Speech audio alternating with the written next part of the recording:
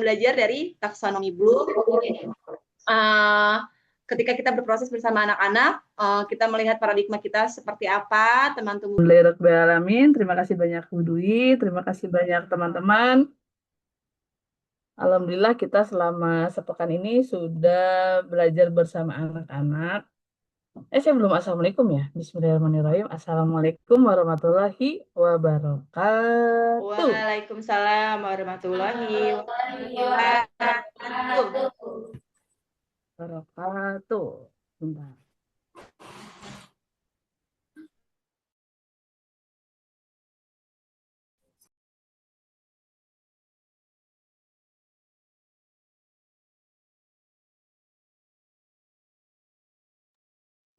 Nah, hari ini, kemarin kan kita makin memperdalam 6 tahapan belajar.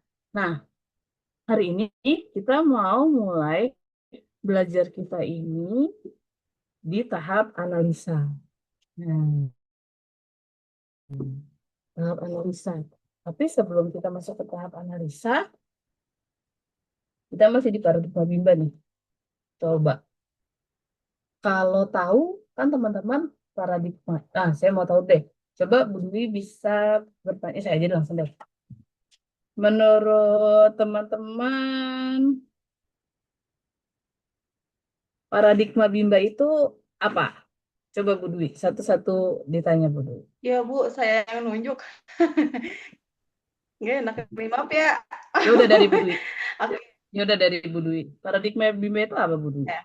Kalau saya, paradigma Bimba itu landasan berpikir saya, sudut pandang saya terhadap sesuatu yang saya lihat untuk sebagai bahan saya belajar ke depannya supaya menjadi lebih baik. Seperti itu. Kalau paradigma Bimba?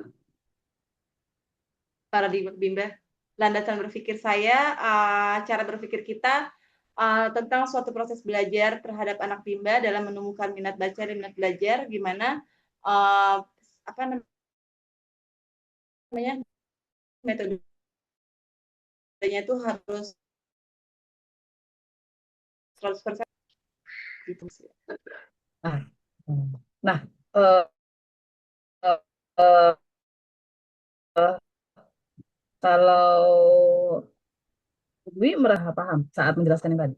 Kalau menjelaskan yang tadi itu saya di tahap apa ya? Paham. Paham. Paham itu apa?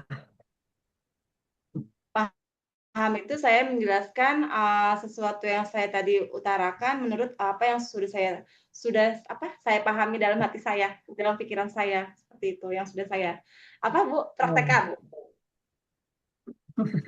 Nah, sekarang apa-apa, kita semua sambil belajar. Ternyata seiring berjalannya waktu, saya mendapatkan bahwa tahap proses belajar yang kedua setelah tahu adalah memahami, paham. Paham itu kepanjangannya adalah memahami lebih dalam. Memahami lebih dalam berarti yang saya sampaikan di pekan lalu, belajar lebih diam, untuk berpikir, untuk menulis, untuk menganalisa. Tapi menganalisa ini bukan menganalisa apa yang sudah dipraktekkan, tapi memahami apa-apa yang ditahu untuk nanti dapat dipraktekkan. Pernah nggak Bu Dwi menyengajakan diri untuk berdiam, untuk berpikir, untuk mengetahui lebih dalam apa itu paradigma Bimba?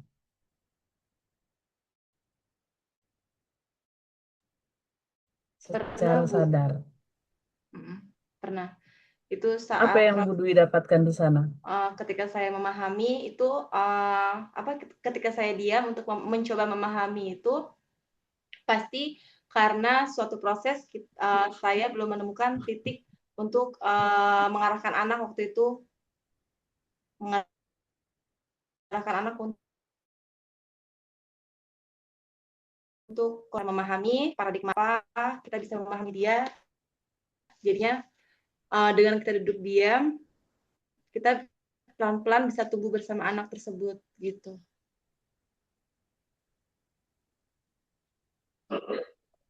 Oke.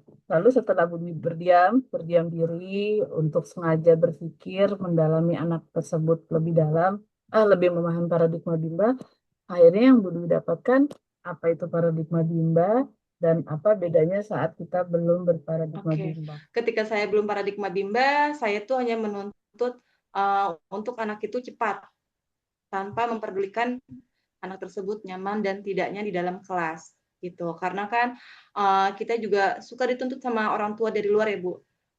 Untuk Bu, yang penting anak ini bisa cepat baca. Bu, anak ini besok mau masuk SD, tahun ini masuk SD, harus cepat, harus bisa baca. Saya nggak mau tahu gitu kan. Terus ada juga yang Bu, saya fokusnya mau dibaca aja, matematika sama tulisnya nggak apa-apa lah, nggak usah diberikan gitu. Itu sebelum saya memahami paradigma itu, sebelum saya memahami paradigma Bimba itu, pasti banyak masukan-masukan seperti itu ya Bu Siwi ya, dari orang-orang, dari orang tua istilahnya.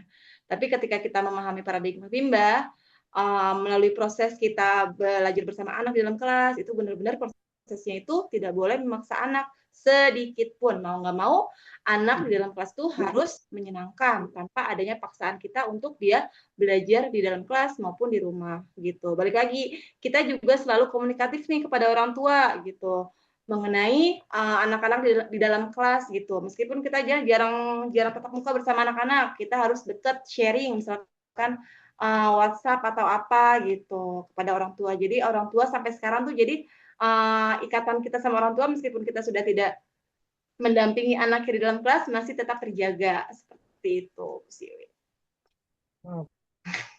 Oke, dulu untuk Budi. Yeay, yes. Wow. Oke. Nah, sekarang kita coba ke Cipete. Coba kita ke Budila. Budila pernah nggak menyengajakan diri untuk mempelajari sebenarnya paradigma Bimba itu apa sih? Iya, pernah Bu Sili. Waktu itu pas di tahap tahu, Apa yang Budila dapatkan di sana? waktu di tahap tahu bingung tuh paradigma paradigma kan cara pandang, cara menyikapi suatu hal, tapi saya masih belum paham maknanya apa, artinya apa. Kayak gitu sih Bu. Nah, terus akhirnya pas sudah menyengajakan diri untuk memahami paradigma Bimba, yang Budila temukan apa di sana? Awalnya saya pikir membimbakan kan landasannya berparadigma Bimba ya Bu. Terus Mm-mm. saya pikir kalau ngajarin anak-anak ya ya udah cuma ngajarin biasa aja, terus juga nuntutnya ke hasil, nggak nikmatin proses, terus nggak mikirin perasaan anak juga. Saya pikir ya udah ngajarin aja yang penting hasilnya nanti bisa baca tulis hitung. Tapi ternyata pas udah belajar konsep tentang paradigma Bimba, dipahamin lagi, dipraktekin, terus juga dievaluasi. Pas di tahap analisa tuh, oh jadi Bimba tuh beda sama TK, beda juga sama tempat les baca, cara ngedidik anak tuh membimbakan, bimbingan minatnya, ditumbuhin minatnya, bukan cuma asal ngajarin doang. Kayak gitu sih, Bu. Saya lagi mode serius mukanya ya, jadi pada tegang ya. Oke. Nah, coba kita ke Bu Noviah. Kalau Bu Noviah, pernahkah menyengajakan diri untuk berdiam sejenak, memahami lebih dalam apa sih itu paradigma Bimba, cari tahu, menyengajakan diri untuk mempelajari apa sih itu paradigma Bimba. Pernah nggak Bu Noviah? Masih besi waktu pertama kali saya di Bimba sebenarnya saya agak bingung paradigma Bimba itu seperti apa karena saya berpikir kan ya udah kita ngajarin anak ya udah mengajarkan aja seperti biasa gitu. Apa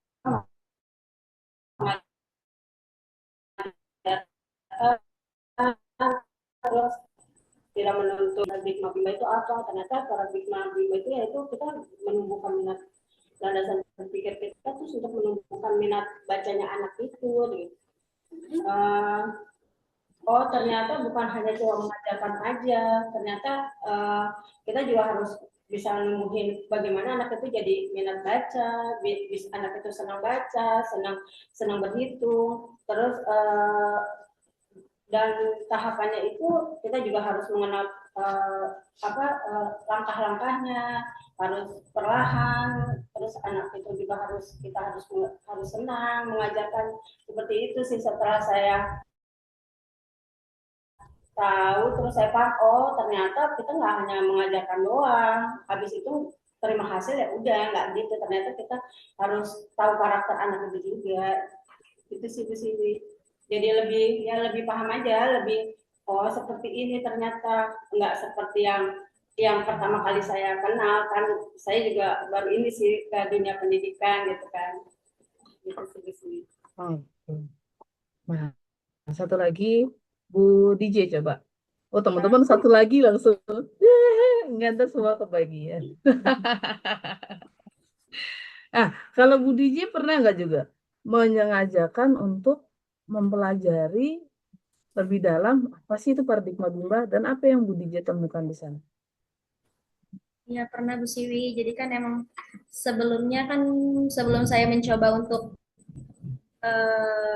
masuk di Bimba gitu kan, saya sempat yang namanya browsing gitu, apa itu sebenarnya Bimba gitu kan. Ternyata Bimba itu adalah menumbuhkan minat baca dan minat belajar anak gitu Bu Siwi. Lalu setelah saya bergabung di Bimba, ternyata ada yang namanya materi paradigma Bimba gitu. Ternyata yang baru saya tahu itu memang paradigma ya pandangan kita dalam menumbuhkan minat baca dan belajar anak tersebut gitu. Terus begitu saya pahamin lebih dalam, kan ternyata memang gak semua anak yang udah tumbuh minatnya gitu kan Bu. Jadi saya belajar dengan anak tersebut untuk bisa menumbuhkan minat baca dan minat belajar anak tersebut dengan cara mendalami yang tersebut, dengan cara kita mengerti, tidak memaksa, terus dengan ya itu lebih mengetahui lebih dalam anak tersebut untuk bisa menumbuhkan minat baca dan minat belajar anak-anak. Terus dengan sekarang ini kan udah lebih dalam lagi tuh, maksudnya lebih banyak lagi materi-materinya, seperti mengenal karakter-karakternya, mengenal apa tuh namanya gaya belajarnya gitu kan, terus bahasa kasihnya juga, jadi bisa lebih paham, maksudnya bisa mengelompokkan juga anak ini tuh anak sanguinis, ini anak koleris, penanganannya ternyata beda-beda kayak gitu kan. Karena kan yang sebelumnya itu saya pahamnya apa namanya anak ini keras banget gitu kan, maksudnya dikasih masukan maksudnya mental masih yang mental-mental dulu gitu kan. Terus ada juga anak yang introvert, terus ada juga yang saya dulunya masih yang kenalnya kayak gitu, maksudnya ada yang introvert, ada yang extrovert gitu kan. Terus setelah saya pahami lagi, oh gitu, ternyata emang karakternya beda-beda gitu kan. Jadi untuk menumbuhkannya itu ya dengan cara penanganannya beda-beda kayak gitu. Kita belajar banyak lagi dengan anak-anak tersebut. Jadi lebih ke apa namanya ya, pandangan pandangan sayanya untuk bisa menumbuhkan minat baca, minat belajar anak tersebut dengan mengerti, dengan mendalami anak-anak tersebut, terus gitu lagi. Terus kalau misalnya belum berparadigma Bimba, maka kita akan jadi berparadigma apa menurut Bu Rijal? Oh, Bu Siwi. Kalau misalnya belum berparadigma Bimba atau tidak berparadigma Bimba, maka orang itu dia akan berparadigma seperti apa? Berparadigma yang hanya senang-senang doang Bu Siwi, tanpa terarah gitu. Jadi kesannya bisa mengambil hak anak, bisa pokoknya merampas anak. Jadi kayak kurang bisa mengerti untuk anak-anak tersebut. Maksudnya belum bisa juga untuk mengambil hati anak, belum bisa mengerti karakter anak-anak tersebut kayak gitu. Kalau belum berparadigma gimba, jadi minatnya bisa menurun, bisa bisa apa lagi ya? Bisa iya bisa menuntut hasil juga kayak gitu. Kalau belum Oke, berparadigma. oke. Biar ini dari jawaban teman-teman saya juga jadi belajar lagi. Coba sekarang Bu Putri. Bu Putri pernah nggak menyengajakan diri untuk mempelajari lebih dalam apa sih itu paradigma Bimba? Pernah Bu Siwi sebelum saya masih training kan masih belum belajar banget ya. Yang saya tahu itu Bimba itu cuman ngajarin anak-anak bisa baca, bisa tulis, bisa hitung. Ternyata pas udah banyak belajar bareng teman-teman, bareng Bu Siwi, pas saya udah di tahap tahu, tahap paham, ternyata tuh Bimba itu yang pertama kali numbuhin dulu minat baca anak-anak, minat tulis, minat hitung. Jadi bukan nuntut hasil supaya anak ini cepat cepat bisa baca, tapi gimana anak ini minat bacanya, minat tulisnya, sama minat hitungnya tumbuh. Nah, setelah itu ngebuat dulu anak itu nyaman karena sesuatu yang menyenangkan kan pasti akan diulang-ulang terus sama anak tersebut. Nah, kalau dulu pas saya belum cari tahu apa itu paradigma Bimba, saya kira tuh Bimba seperti kayak ngajarin les pada umumnya Bu Siwi. Oke. Oke, itu udah apa namanya antara paradigma Bimba dan bukan paradigma Bimba ya. Ah, kalau Bu Siva sudah pernah nggak menyengajakan diri untuk mempelajari lebih dalam apa sih itu paradigma Bimba? Menyengajakan diri untuk ngoprek-ngoprek tuh.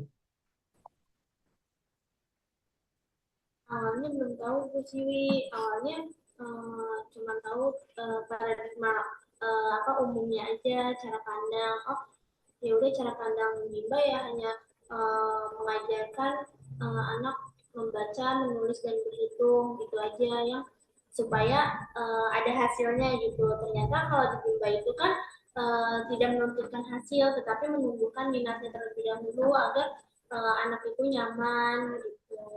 Itu aja sih di sini. Berarti orientasinya minat, bukan hasil gitu. Nah, Oke. Tapi pernah memang menyengajakan diri untuk mempelajari apaan sih itu paradigma Bima sebenarnya pernah Bu Siva?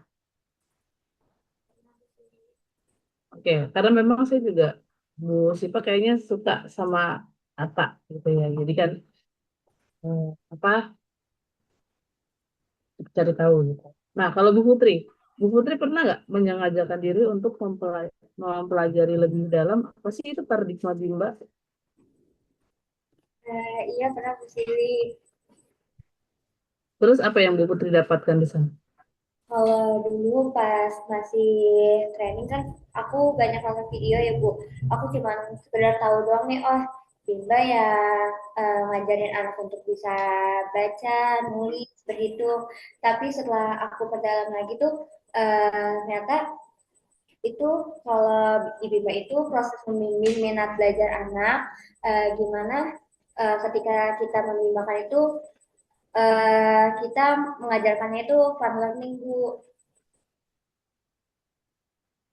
Fun learning. Kenapa tuh fun learning?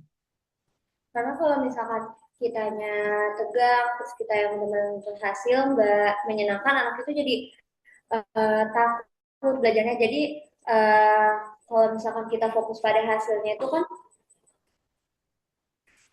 fokus pada hasilnya itu, jadi anak belum tentu bisa. Sedangkan kalau misalkan kita ngajarin dengan fun learning, itu kita bisa menemukan minat belajar anak. Jadi kita tuh bukan nyuruh-nyuruh anak untuk belajar lagi, tapi dia dia mempunyai kemampuan sendiri yang mau untuk belajar membaca, berhitung, menulis, kayak gitu sih Bu Siwi.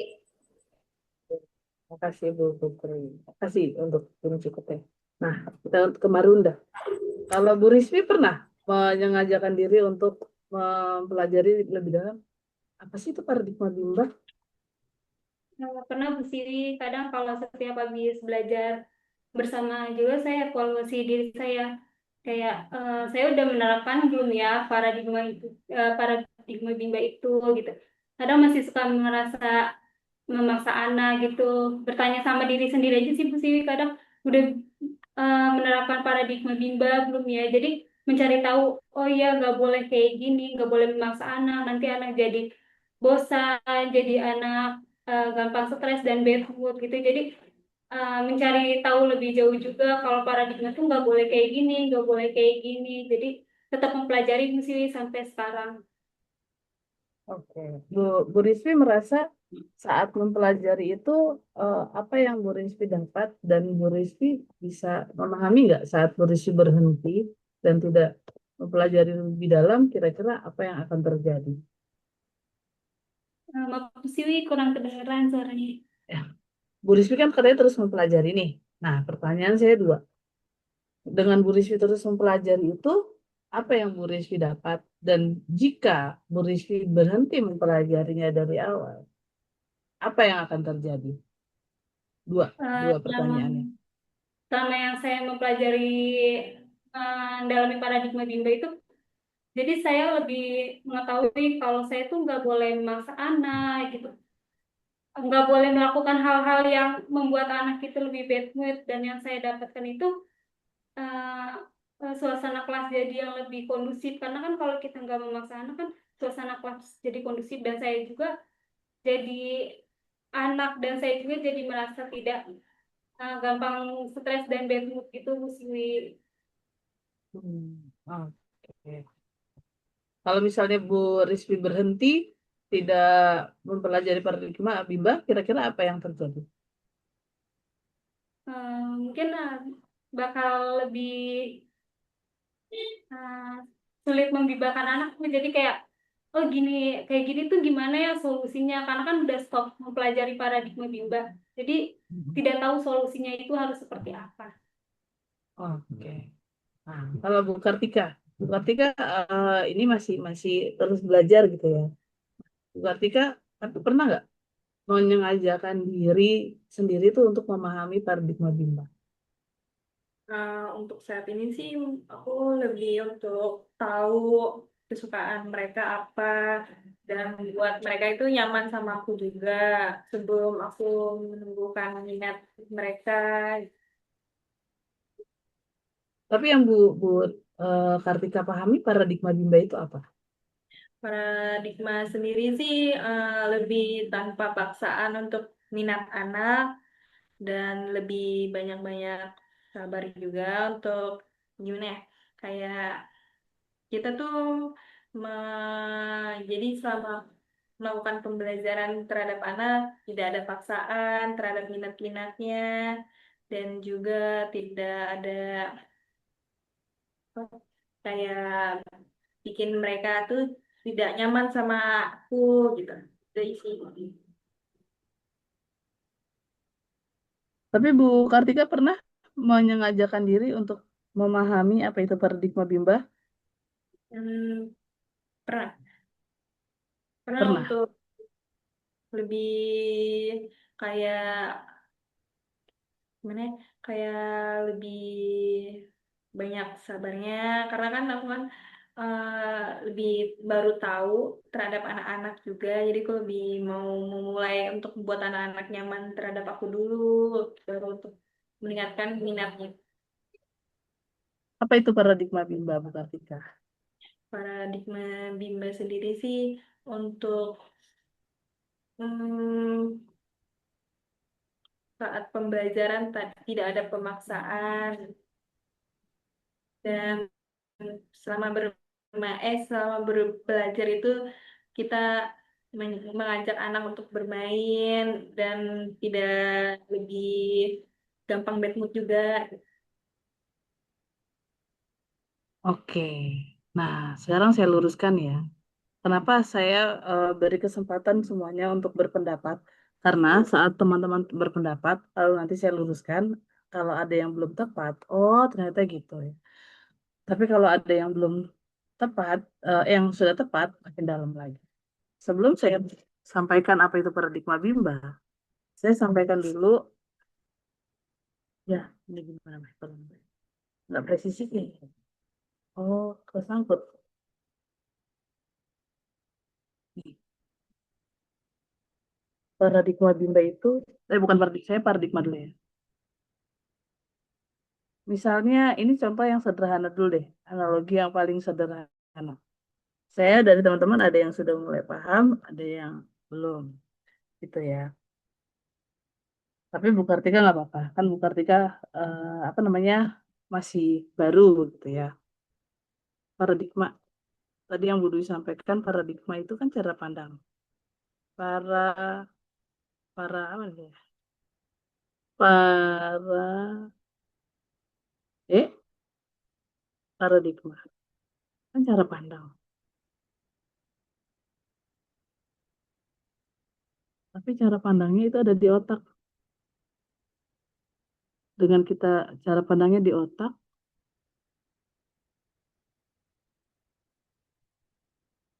cara pandangnya ini ada di otak nih. Cara pandang kita untuk melihat sesuatu bukan hanya sekedar di mata.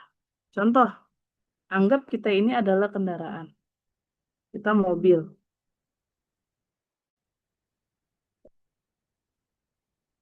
Tapi cara pandang